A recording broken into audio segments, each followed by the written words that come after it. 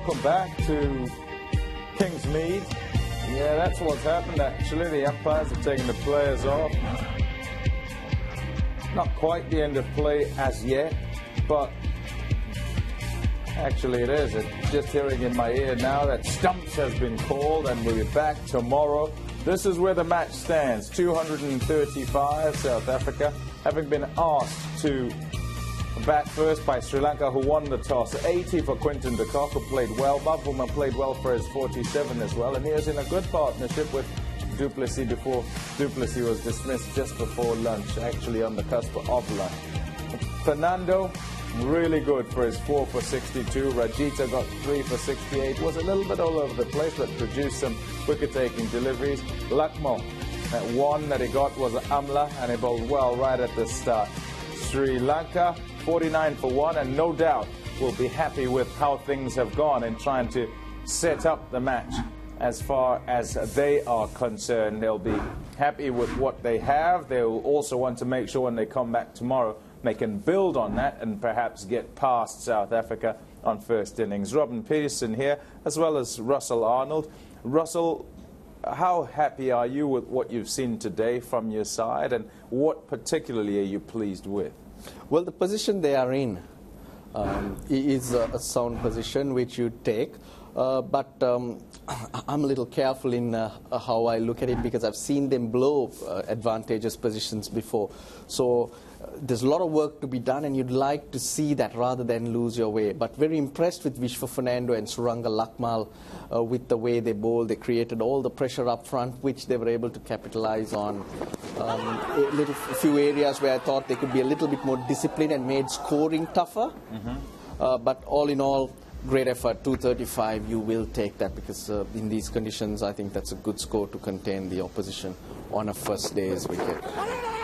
As we look at the wickets, continue to look at the wickets, Robin, continue to speak about Sri Lanka and the mental side of things from a perspective of they turn up in South Africa on the back of quite a few losses on tour, and also with a side that's decimated really by injury and also by non-selection. Yeah, I was very impressed with the way they started. I mean, as a team, it's easy just to fold away, but they came into this series, a few different personnel changes.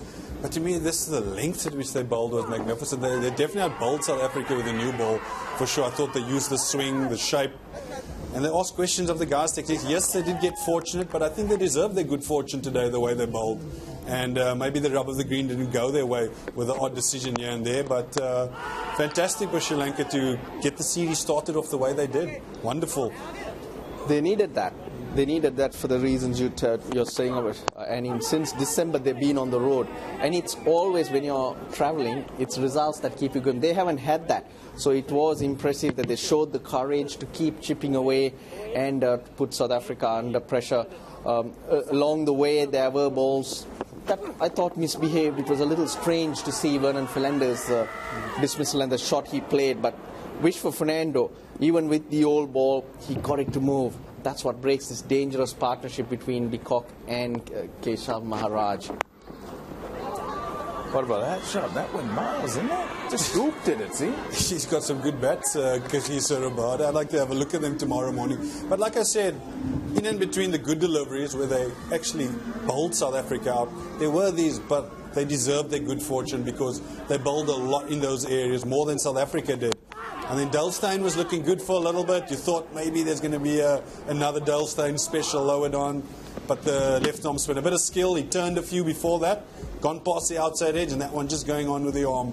So a little bit of skill. Yeah, that was more a batsman's shot. Yeah. Should Dale Steyn have played that? And a brilliant catch, Vishwa Fernando. You've got to give him a fifer for that. That went miles in the air and was swirling around. So good to finish that innings off after a drop a little earlier.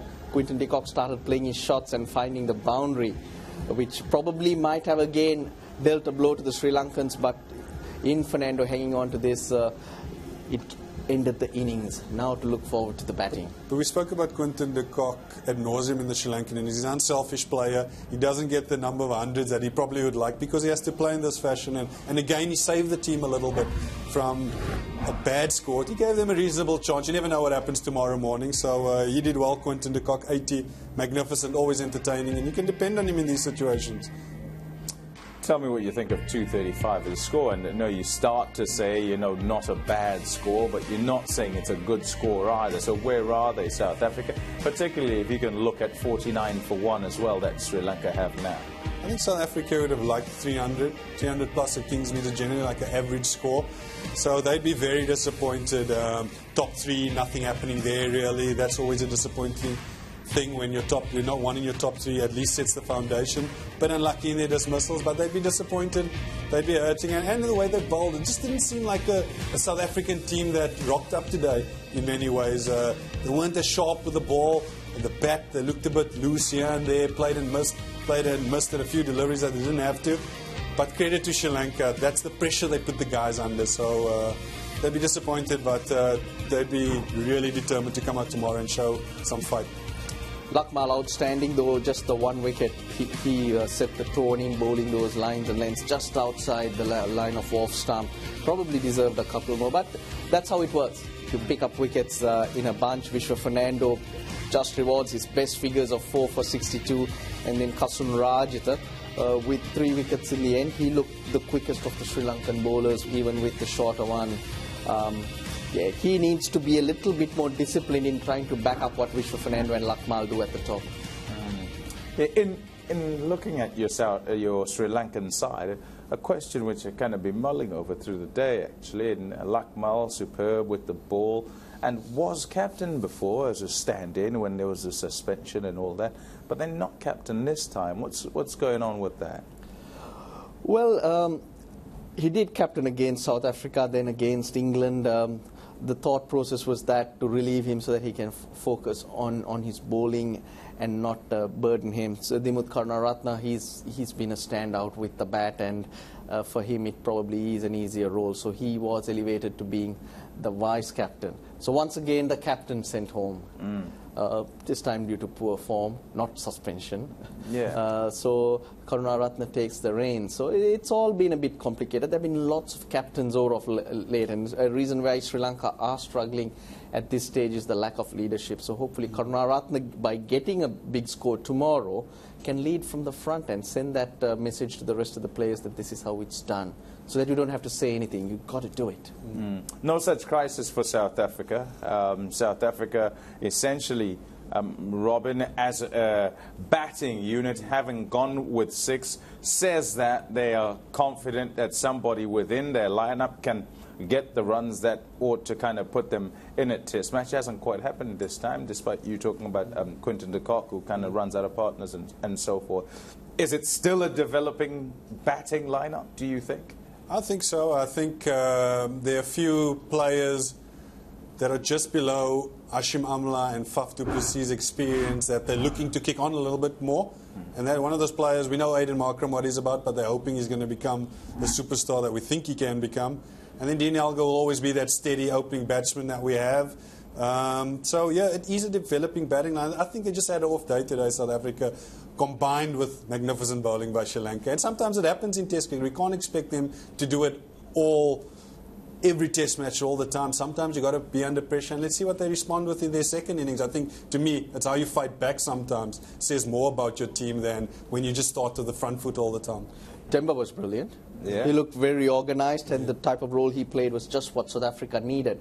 Absorbing pressure when South Africa were 3 for 17. And that was done by clever running between the wickets, the understanding with Faf, soft hands.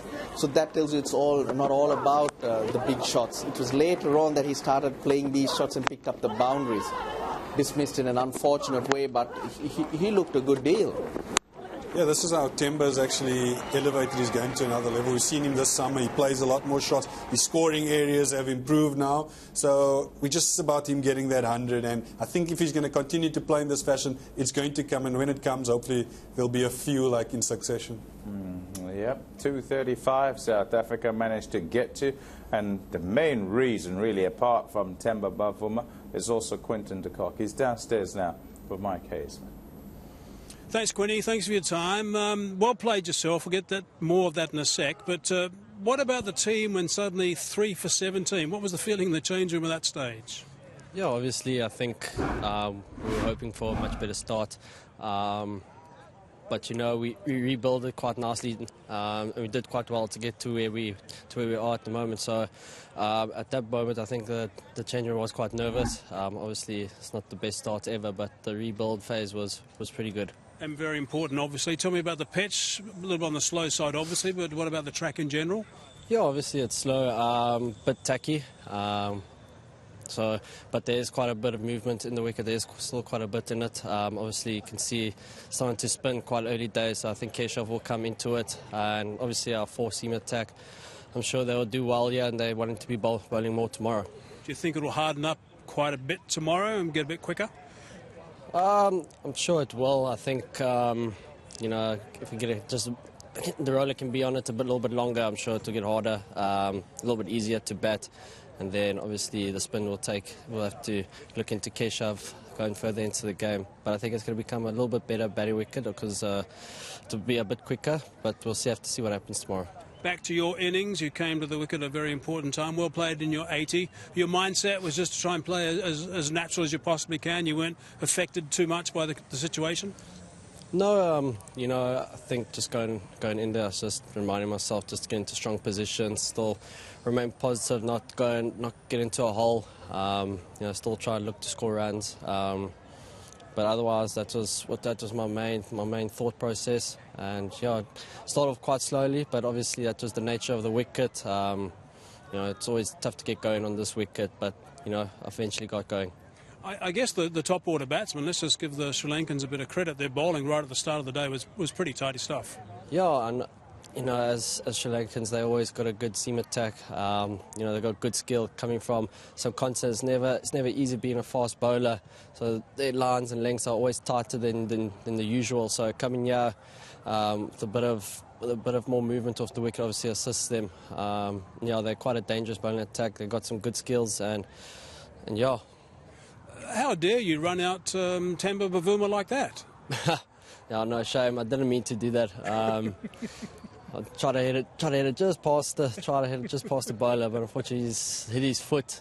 It's not my fault. Themba's also too slow to get back. But you know, it all comes with age, I guess. Themba's also becoming an old man, but it's all right. I want to try not to do that again, Tim, though. I'm sure he'll appreciate that. He might start talking to you tomorrow. Righto, so plans tomorrow. What's the feeling tomorrow? I think we need to get off to a good start. I think we need to try and find a way to strike early. It looks like these two batsmen are in some good form. They're batting quite nicely. And yeah, obviously they've got some good intent coming in when they're batting, still looking to score. So we're going to have to figure out how we're going to go about this. But I'm sure we'll eventually get our plans together and come on top. Well played for your 80 and good luck with Themba later today. Cheers, thanks. I love how he now is able to kind of make jokes, even though with a straight face, because in times past he was absolutely terrified to be interviewed when he'd done well. And essentially that's what happens, isn't it, Robin? You do well and then you've got to go and speak to the media, and some of the guys don't really want to face up to that. No, they don't, but I can guarantee you in the dressing room he uses up all his words, Quinton de Kock. Yeah. So, yeah, he's a man of few words, keeps things pretty simple for the public and in terms of cricket, but believe me, there's a lot of chat in the dressing rooms from him. Yeah, and not just from I'm just chatting, also serious stuff from a tactical perspective. An important man as the keeper, isn't he, when he's out in the field? No, absolutely. He's a smart cricketer, Quinton de Kock. He's very intelligent. I always found with him behind the stumps he gave some solid advice, and I'll never forget a game we were playing in Australia where he told me to bring mid-off up and bowl wide at Steve Smith the first 2 balls of an over, and Steve Smith ran past one and got him stumped. So that was early on in his ODI career. And from there I thought, yeah, there's something about this guy, the way he thinks about the game. So good to see him playing well now, and he's one of the more experienced guys in the team now, and you can see the way he plays, the confidence. And his keeping's got better over the years. I mean, he's taken some phenomenal catches. He's become such a solid player for South Africa. I really just enjoy watching him play. Surprised me how he approached this innings. A lot more watchful, and it was only towards the latter part, very late when Olivier was batting, that he really did try to hit that ball. Otherwise, he was just playing the ball on its merits, even though he was scoring very quickly. There are those who say, oh, he's always running out of partners. You want him to go further up the order. It's a tough one, isn't it? It's not catch-22, really. Many test teams have the understanding of what a keeper does. You can spend a long time in the field. And he's valuable with those 80 down the order, isn't it? Because someone else might well not be able to do it. Yeah, that ability not many can. So you've got to identify that. So now if he moves up to number 6 and give him the opportunity to bat with another batsman following you, I think that's a good deal. But you really don't want to be compromising too much in terms of what a team gets, because players have different roles. Okay, on to tomorrow. Tell me what your thoughts are as you look forward. You're trying to plan. You are Sri Lanka. You're Sri Lankan captain. You've got to speak to the 2 men who are out there and the rest of your side to set your stall out. Think nothing, just bat. Bat, no goals. In the sense of don't think too much about the game, just play with the ball on its merits. Let's take it as it comes, because it's all in front of you. You don't want to complicate your life. Keep it the Quinton way. Yeah, solid advice. And for South Africa? Well, they need wickets to get back into the game. Sri Lanka looked quite comfortable tonight. I think they'll probably reassess their links a little bit and come out and improve on that tomorrow. Okay, yeah, thank you very much, Robin. Thank you, Russell, as well. Well, that is day number 1. Before we go, let's show you where things stand. 2:35, South Africa bowled out by Sri Lanka, who won the toss and decided that they would field first. It's excellent work by them, because having won the toss, that's exactly what they would have wanted. 80 to the cock, 47 to Bavuma, who was playing well. They'll share a drink tonight. 35 to Captain Du Plessis, who's back into the side after his suspension for slow over 8. Fernando, 4 for 62. Rajita with 3 for 68. And Lakmal was really good, despite just getting the 1 wicket for 29. And in following that up, 49 for 1. A good start by the skipper, who's 28, not out. Sri Lanka trailing by 186. Tomorrow, we're on air at 9:30 on SuperSport 2. If you're around the area in Durban, turn up at Kingsmead.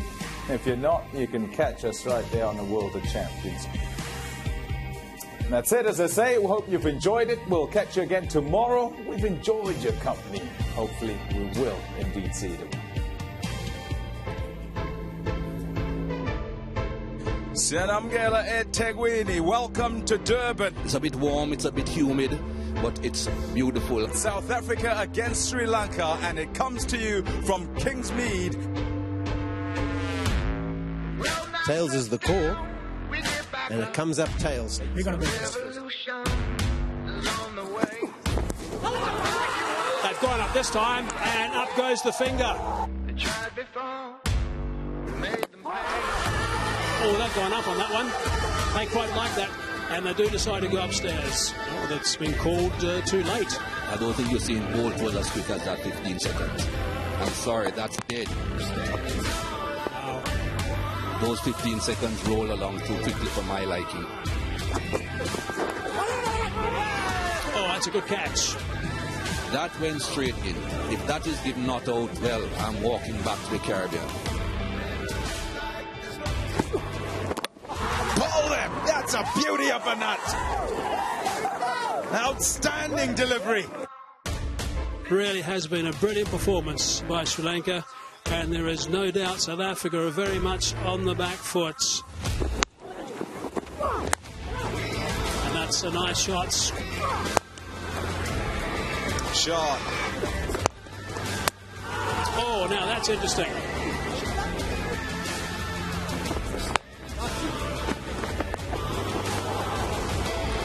Hit that fine. He's hit that.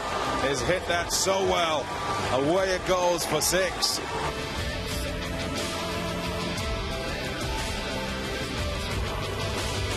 Your captain wins the toss, inserts the opposition and says to you, we need wickets. Well, they got 10. Bowlers have done their job. 235 runs on the board. Now it's up to the batsmen.